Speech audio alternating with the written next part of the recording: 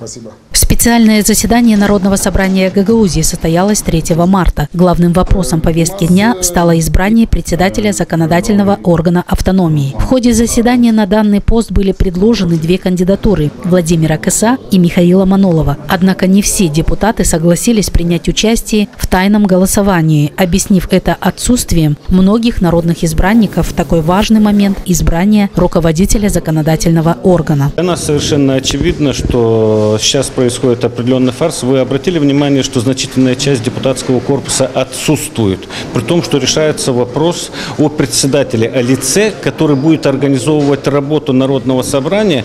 От его работоспособности, от его способностей будет зависеть, соответственно, эффективность деятельности и Народного собрания. Я уже не говорю о других моментах, о тех задачах, которые в целом стоят перед этим органом и то, что ожидает от нас в обществе. Мы не будем участвовать, мы с глубоким уважением относимся к каждому из выдвинутых кандидатур, как личности, как депутатов, но полагаем, что для председательства необходимы иные качества, иные способности, чем у данных людей. Для проведения процедуры тайного голосования по предложенным кандидатурам была избрана счетная комиссия, которая после его проведения огласила итог. После подсчета избирательных бюллетеней по проведению тайного голосования в рамках председателя Народного собрания Кыса Владимир за 18, Манолов Михаил за 4.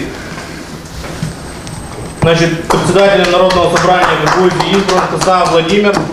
Поздравляем. Новоизбранный председатель Народного собрания Гагаузии Владимир Кыса отметил, что, вступив в должность главы законодательного органа автономии, он в первую очередь объездит все населенные пункты Гагаузии вместе с депутатами Народного собрания. Хотим конструктивно работать со всеми ветвями власти, быть председателем для всех депутатов, для всех населенных пунктов и не делить на чужих и на своих в первую очередь. Конструктивно работать с исполкомом.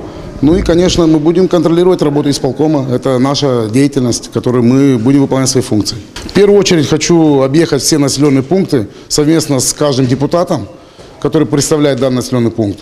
Может быть, представитель исполкома. И в первую очередь хотим изучить ситуацию по населенным пунктам. На этом же заседании на пост заместителя председателя Народного собрания Гагаузии был избран единогласно Александр Тарнавский, а также был утвержден начальник юстиции Гагаузии Александр Дюльгер.